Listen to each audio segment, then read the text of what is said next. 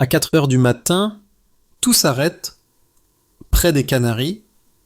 57 camions, cachés sous des sacs d'aide humanitaire, laissent entrevoir un arsenal impressionnant, des fusils d'assaut aux missiles.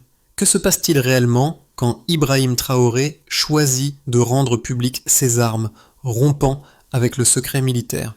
Ce geste, lourd de conséquences, marque un tournant stratégique. Mais pourquoi cette décision, au-delà de la saisie spectaculaire, pourrait-elle changer l'avenir du Burkina Faso?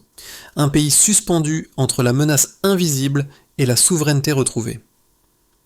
Ibrahim Traoré, en choisissant de révéler l'ampleur de cette saisie d'armes, transforme une simple opération militaire en un défi national. Derrière les chiffres et les armes, l'enjeu est plus vaste, la stabilité du Burkina Faso. Ce geste n'est pas qu'une victoire tactique, mais un coup stratégique qui interroge les bases mêmes de la souveraineté. Quels seront les impacts sur la sécurité, sur l'économie et surtout sur la confiance des citoyens? Le Burkina Faso se retrouve à un carrefour crucial. Ce que nous allons explorer n'est pas une simple affaire d'armement, mais une bataille pour l'avenir d'un pays. Et cette guerre pourrait bien être invisible, menée sur des fronts que nous ne percevons pas. Quelle sera la réponse du pays face à ce défi monumental? En seulement quelques jours, l'interception de 57 camions révèle bien plus qu'un simple trafic d'armement. Ces véhicules, prétendant transporter de l'aide humanitaire, cachent un arsenal impressionnant, fusils d'assaut, missiles, explosifs. Mais ce n'est que la pointe de l'iceberg. Les premiers chiffres, une estimation de 700 millions de dollars, suggèrent qu'il ne s'agit pas d'une contrebande ordinaire. L'affaire prend une autre dimension, celle d'un réseau structuré avec des ramifications financières et politiques qui s'étendent au-delà des frontières du Burkina Faso. Ce n'est plus simplement une saisie, mais la découverte d'un projet géopolitique qui pourrait déstabiliser la région tout entière. Le rôle de Ibrahim Traoré devient essentiel. Sa décision de rendre cette information publique est un acte stratégique, un message fort aux acteurs internes et externes. C'est un moment charnière où le Burkina Faso, au bord du chaos, choisit la transparence comme arme principale. Et cette décision pourrait redéfinir non seulement la sécurité du pays, mais aussi ses relations avec les puissances internationales. Derrière cette saisie d'armement se cache une histoire de décisions stratégiques prises à un moment crucial. Le capitaine Moussa Kaboré, lors de sa patrouille nocturne près des Canaries, remarque un convoi suspect avançant silencieusement sous des phares éteints. Ce détail insignifiant pourrait passer inaperçu, mais il déclenche une alerte immédiate qui lance une chaîne d'événements. Cette intervention, presque banale en apparence, se transforme rapidement en un tournant décisif pour la sécurité du pays. La rapidité de la réaction, l'engagement des forces de sécurité et la mobilisation des ressources sont la preuve d'une nouvelle dynamique au sein des institutions burkinabées.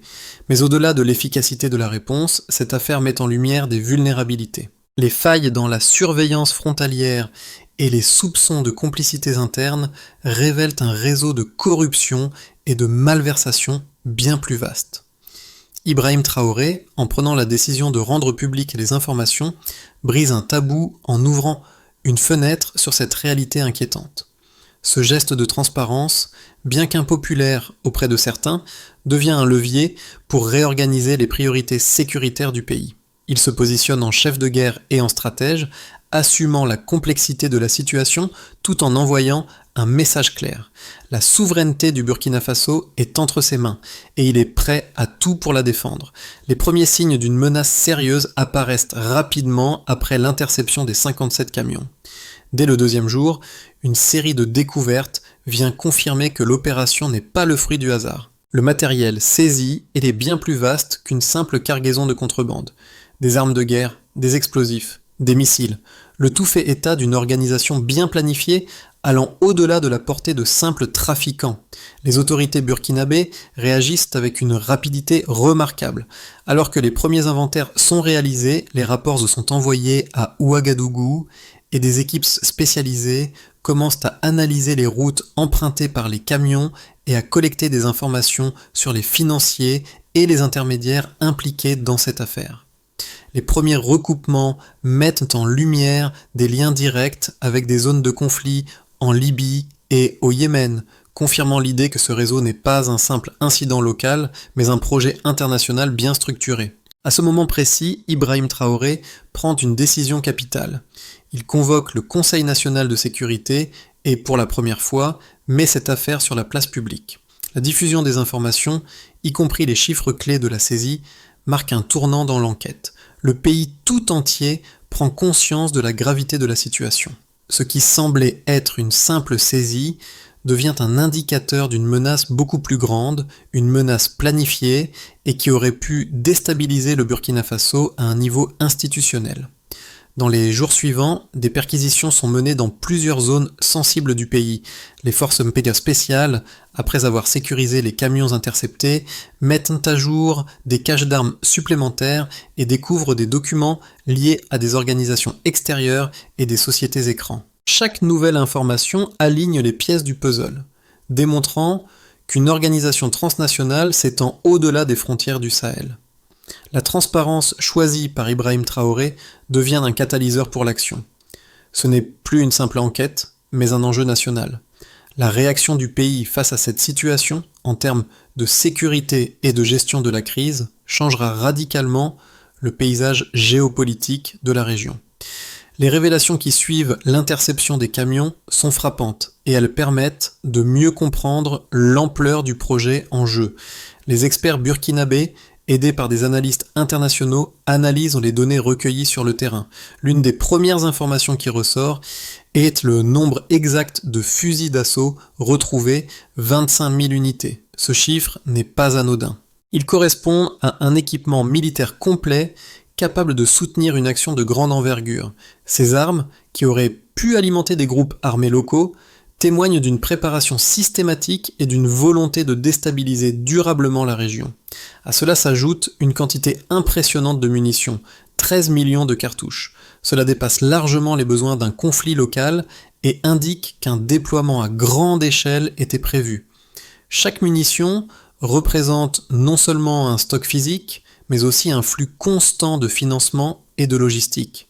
Ce n'est pas un simple acte de violence isolé, mais un plan structuré qui implique des ressources à long terme. L'estimation financière de cette saisie frôle les 700 millions de dollars, un chiffre qui donne une dimension nouvelle à l'affaire. Un tel montant dépasse largement les capacités financières d'un réseau criminel local. Il révèle l'existence d'acteurs bien plus puissants et bien plus organisés que ce que l'on aurait pu imaginer. Loin d'être une opération opportuniste, cette saisie expose un dispositif mondial bien huilé. Ces données sont corroborées par l'analyse des numéros de série retrouvés sur les armes et les équipements. Plusieurs de ces numéros pointent vers des zones de guerre actives, notamment en Libye et au Yémen, ce qui renforce l'idée d'une opération internationale coordonnée. Ce qui semblait être une simple saisie devient dès lors une révélation sur les relations complexes entre différents acteurs internationaux et leur rôle dans l'alimentation de conflits régionaux. Ces informations permettent également de dresser une carte géographique des réseaux impliqués. Ce sont des flux financiers qui ont traversé plusieurs continents, reliant des sociétés écrans, des intermédiaires financiers et des entités diplomatiques. Cette révélation est capitale. Elle montre que l'opération de contrebande ne se résume pas à un simple trafic local, mais fait partie d'un projet bien plus vaste qui a été démantelé à un moment crucial grâce à l'intervention rapide des autorités burkinabées. Les chiffres, les armes et les routes traversées permettent désormais de reconstituer une chaîne d'approvisionnement sophistiquée, reliant les zones de conflit au marché noir du Sahel. Ce qui était autrefois une hypothèse devient une réalité prouvée par des données tangibles. La question de l'ampleur de cette opération a donné naissance à plusieurs analyses contradictoires. Certains experts estiment que ce réseau n'est qu'un maillon parmi d'autres dans la vaste toile de la contrebande internationale. Selon cette théorie, la présence d'armes en provenance de zones de guerre comme la Libye ou le Yémen ne prouve pas nécessairement qu'il s'agit d'un complot structuré. Au contraire, ces routes de contrebande, bien que financées par des acteurs puissants, fonctionnent sur des logiques opportunistes sans réelle direction centralisée. Les partisans de cette hypothèse soulignent que la fragmentation des cargaisons et les différents itinéraires empruntés par les camions pointent vers une organisation décentralisée. Selon cette vision, l'absence de coordination globale suggère que les flux sont largement impulsés par des opportunités locales et non par un plan global visant à déstabiliser le pays. En revanche, d'autres experts défendent l'idée qu'il s'agit d'une opération planifiée dont l'objectif était de créer un chaos durable dans la région. Ces analystes pointant du doigt la manière dont les armes ont été transportées, les relais logistiques mis en place et la quantité impressionnante de matériel découvert. Selon cette lecture, le réseau de contrebande n'est pas un incident isolé, mais un projet bien structuré. La présence de sociétés écrans, de fonds transférés à travers des circuits complexes, ainsi que les liens avec des puissances extérieures, indiquent qu'il y a eu une intention bien définie de déstabiliser la région. Ces éléments, lorsqu'ils sont mis en perspective, permettent de voir une continuité dans le plan qui ne peut pas être le fruit d'un simple hasard. Il s'agit d'une stratégie à long terme visant à nourrir des conflits régionaux en apportant une aide militaire continue aux groupes armés. Le soutien financier et logistique, combiné à l'utilisation de routes bien définies et de matériel provenant de zones de guerre, révèle un plan coordonné, certes bien dissimulé, mais néanmoins visible pour ceux qui prennent le temps de l'analyser. Cette théorie de l'opération planifiée est renforcée par la découverte de documents et de communications entre les différents acteurs impliqués dans le trafic. Ces pièces à conviction ajoutent une dimension nouvelle à l'affaire, montrant qu'il s'agissait bien d'un complot global dont l'objectif était de déstabiliser le Burkina Faso, voire de provoquer une guerre régionale.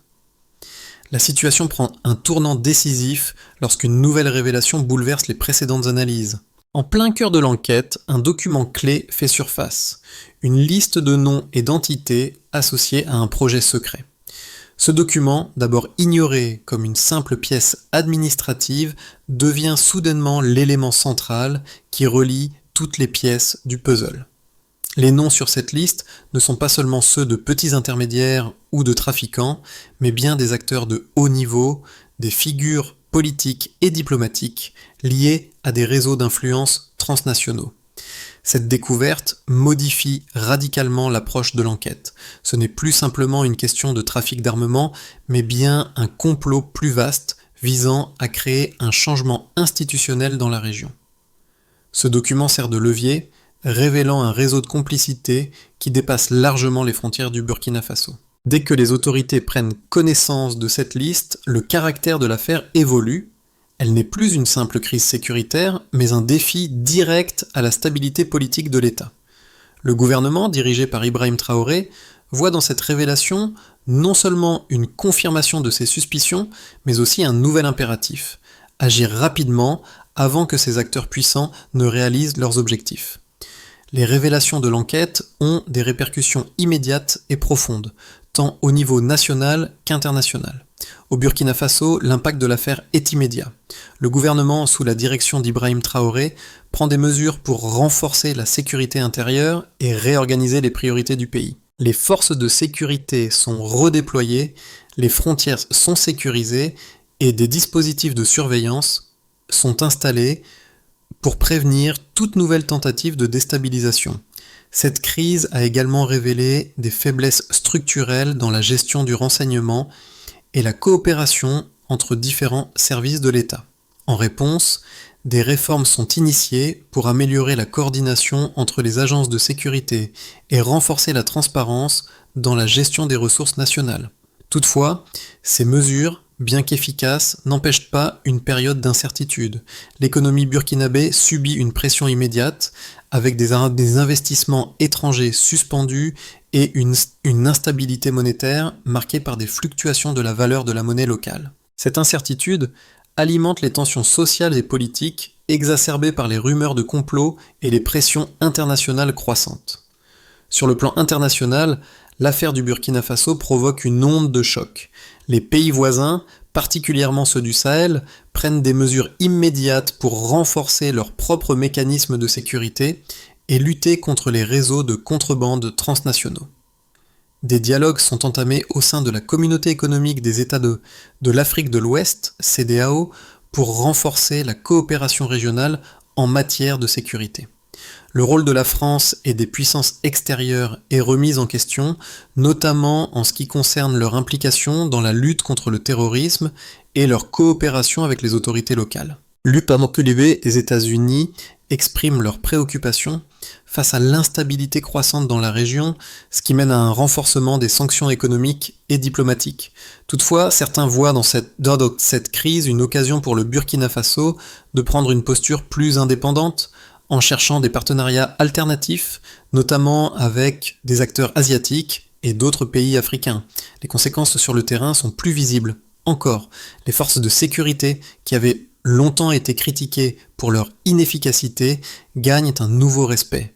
Les citoyens, au lieu de se sentir impuissants face aux menaces externes, commencent à percevoir la sécurité comme une responsabilité collective, renforçant ainsi le tissu social du pays. Les discussions publiques, alimentées par les médias et les écoles, se concentrent désormais sur la souveraineté nationale et l'importance de préserver l'indépendance face aux ingérences étrangères. Le Burkina Faso se trouve à un carrefour, une crise évitée, mais avec des leçons amères et des défis à surmonter pour assurer une stabilité durable. L'avenir du Burkina Faso après la révélation de cette crise se divise en 3 scénarios plausibles, chacun ayant des implications profondes pour la stabilité politique, la sécurité et l'économie du pays. Le premier scénario envisage une trajectoire de continuité. Dans ce cas, les autorités burkinabées, après avoir pris les mesures nécessaires pour sécuriser les frontières et renforcer les capacités de renseignement, réussissent à maintenir la situation sous contrôle. La coopération régionale, renforcée par les nouvelles alliances sécuritaires, permet d'éviter une escalade de la violence. Sur le plan économique, bien que l'instabilité monétaire et les tensions sociales demeurent, une gestion prudente et des réformes structurelles permettent au pays de retrouver un équilibre à moyen terme. Cette trajectoire mise sur la stabilité et la gestion des acquis, tout en restant vulnérable aux perturbations extérieures. Le second scénario, plus optimiste, envisage une transformation profonde du pays. Dans cette perspective, la crise est utilisée comme un levier pour un changement systémique. Le gouvernement, soutenu par les réformes, parvient à transformer l'élan sécuritaire en développement concret, notamment dans les secteurs de l'éducation, de la santé et des infrastructures. Cette évolution est rendue possible grâce à une coopération accrue avec des partenaires régionaux et internationaux. En outre, la montée en puissance de la société civile et des initiatives locales renforce la résilience du pays. Le Burkina Faso devient un modèle de souveraineté retrouvée, où les citoyens, comme les institutions, travaillent ensemble pour bâtir une nation plus forte et plus indépendante. Enfin, le troisième scénario, le plus sombre, envisage une détérioration continue de la situation. Si les tensions internes exacerbées par la crise économique et les pressions internationales ne sont pas gérées efficacement, le pays pourrait sombrer dans une instabilité prolongée. Les réseaux de contrebande et les groupes armés pourraient exploiter les faiblesses du gouvernement, alimentant ainsi la violence et la méfiance. Dans ce cadre, le Burkina Faso se verrait confronté à des sanctions économiques croissantes, à des ruptures diplomatiques et à un isolement régional. Ce scénario mettrait en péril les avancées réalisées en matière de sécurité et de gouvernance. Cependant, même dans ce cas, la dynamique créée par la transparence du gouvernement et les premiers succès sécuritaires offriraient une certaine résistance aux forces de déstabilisation.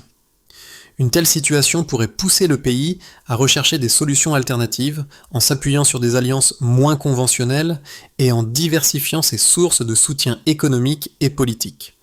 L'impact de cette crise dépasse largement les cercles politiques et militaires. Au sein de la société burkinabé, l'affaire provoque une profonde prise de conscience, réorientant les priorités des citoyens. Le rôle de l'État, jusque-là souvent perçu comme déconnecté des réalités quotidiennes, est désormais redéfini. La révélation de l'ampleur du complot met en lumière l'importance d'une gouvernance transparente et réactive. Pour de nombreux Burkinabés, cette affaire est perçue comme un tournant. Elle démontre que le pays peut, par ses propres moyens, contrer des menaces externes et internes. Dans les villes comme dans les villages, les conversations tournent autour de la souveraineté nationale et de l'importance de la sécurité. Les citoyens, renforcés par le sentiment que leurs institutions sont désormais capables de réagir, commencent à s'impliquer davantage dans les questions politiques et sécuritaires. Les discussions ne se limitent plus à l'actualité locale, mais s'élargissent à des débats sur la place du Burkina Faso dans le concert des nations. Les écoles, les médias communautaires et même les réseaux sociaux deviennent des espaces où les jeunes générations prennent conscience de l'importance de défendre leur pays. Cette mobilisation se traduit par un sentiment général de vigilance et de responsabilité partagée, une sorte de renouveau civique. Pour les anciens combattants et les militaires retraités, l'affaire réactive un sentiment de fierté nationale, leur rappelant que l'engagement pour la défense du pays n'est pas seulement un devoir, mais un acte de cohésion sociale. Parallèlement, pour la société civile, cela devient un appel à l'action. La crise a révélé que chaque individu, même au niveau local, a un rôle à jouer dans la sécurisation du pays. En fin de compte, cette crise a permis de redéfinir ce que signifie être citoyen dans un pays qui prend en main son destin, loin des ingérences extérieures. La crise a non seulement renforcé la position du gouvernement, mais elle a aussi réveillé un sentiment de solidarité collective parmi les citoyens. Face à l'ampleur des menaces qui pèsent sur la stabilité du Burkina Faso, un plan d'action en plusieurs étapes est nécessaire pour garantir une sécurité durable et restaurer la confiance des citoyens dans leurs institutions. La première étape consiste à renforcer la sécurisation des frontières. Le gouvernement doit mettre en place un système de surveillance plus sophistiqué, combinant technologies modernes et coopération régionale. L'objectif est de rendre les frontières plus étanches aux infiltrations d'armements et aux mouvements suspects. La deuxième étape se concentre sur la gestion des ressources issues des saisies. Une partie des armes et du matériel récupéré pourrait être réutilisée pour moderniser les capacités militaires nationales, tandis que l'autre pourrait être transformée en fonds destinés à financer des projets de développement dans les secteurs clés tels que l'éducation, la santé et l'infrastructure. Cette démarche permettrait de maximiser l'impact positif de l'opération sur les conditions de vie des citoyens. La troisième étape porte sur la traçabilité financière. Les autorités doivent mettre en place des mécanismes transparents pour suivre l'utilisation des fonds publics et privés, en veillant à ce que chaque centime soit affecté à des projets bien définis et mesurables. Un portail de transparence publique pourrait permettre aux citoyens de suivre l'évolution des projets, renforçant ainsi la confiance dans le gouvernement. La quatrième étape concerne la diplomatie et la consolidation des alliances. Le Burkina Faso doit renforcer ses relations avec ses voisins du Sahel et au-delà, en mettant l'accent sur la coopération en matière de sécurité et de développement. L'établissement de partenariats avec des pays émergents pourrait offrir de nouvelles opportunités économiques et politiques, tout en diversifiant les sources de soutien. Enfin, la cinquième étape consiste à maintenir une communication ouverte et régulière avec le public. Il est essentiel que le gouvernement continue de partager les avancées de ses actions de manière transparente afin de maintenir l'engagement civique et de prévenir la propagation de rumeurs ou de désinformation.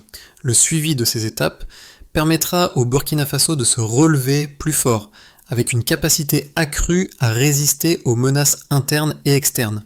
À travers cette crise, le Burkina Faso a prouvé que la souveraineté n'est pas un concept abstrait, mais une réalité vécue par chaque citoyen. Cette affaire, qui a débuté avec la simple vigilance d'un soldat, a conduit à une prise de décision cruciale qui a préservé l'avenir du pays. Ibrahim Traoré, par son courage et sa transparence, a non seulement confronté une menace directe, mais a aussi réaffirmé la résilience de son peuple. Le capitaine Musa Kaboré, ce premier témoin clé, incarne l'esprit de responsabilité qui a traversé toute la nation. Ce geste, apparemment anodin, a enclenché une chaîne de réaction qui a non seulement mis fin à un complot, mais a aussi soudé les citoyens autour d'une cause commune, celle de préserver la paix et la dignité de leur nation. Le Burkina Faso, comme le montre cette affaire, a appris qu'un moment de crise peut aussi être un moment de renouveau. La question qui reste en suspens et qui résonne dans l'esprit de chacun est: quelle sera la prochaine étape pour renforcer cette souveraineté retrouvée ? Une chose est sûre, l'histoire de cette victoire n'est que le début d'un futur plus solidaire et plus fort. L'affaire qui a secoué le Burkina Faso n'est pas simplement un chapitre d'histoire à retenir, mais un appel à l'action pour chaque citoyen. Alors que le pays se relève, les défis restent nombreux, mais les leçons sont claires. La souveraineté n'est pas une évidence, c'est un combat quotidien qui nécessite la vigilance et l'engagement de tous. Que pouvez-vous faire là où vous êtes pour soutenir cette cause ? Le Burkina Faso a montré que, même dans les moments de crise, la solidarité et la transparence sont des leviers puissants pour forger un avenir plus sûr et plus juste. Chacun d'entre nous a un rôle à jouer, que ce soit en renforçant la cohésion au sein de votre communauté, en exigeant plus de transparence de vos dirigeants ou en participant activement à la construction d'un futur stable et durable, l'appel est lancé. Le chemin sera semé d'embûches, mais avec l'unité et la responsabilité, chaque défi peut être surmonté. Quelles actions prendrez-vous pour ne pas laisser ce moment de lucidité collective être oublié ? Engagez-vous parce que l'avenir de votre pays est entre vos mains.